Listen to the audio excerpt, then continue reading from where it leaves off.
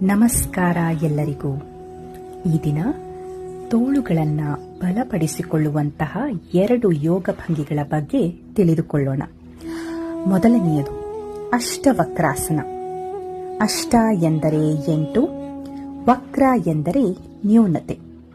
ಶರೀರದ 8 ಅಂಗಗಳು ನ್ಯೂನತೆಗೆ ಒಳಪಟ್ಟ ವಕ್ರ ಮಹರ್ಷಿಯ ನೆನಪಿಗೆ ಈ ಆಸನ ಮೀಸಲು. ಈ ಆಸನ ಮಾಡುವುದರಿಂದ ಶರೀರದ ಎಲ್ಲಾ ಭಾಗಗಳಿಗೆ ಸರಾಗವಾಗಿ ರಕ್ತ ಪರಿಚಲನೆಯಾಗುವುದು, ಅದರ ಮೂಲಕ ಶರೀರ ಚೈತನ್ಯ ಪಡೆಯುವುದು, ಕೈಗಳಿಗೆ ತೋಳುಗಳಿಗೆ ಶಕ್ತಿ ಬರುವುದು. ಎರಡನೆಯ ಆಸನ ಪಾರ್ಶ್ವಬಕಾಸನ.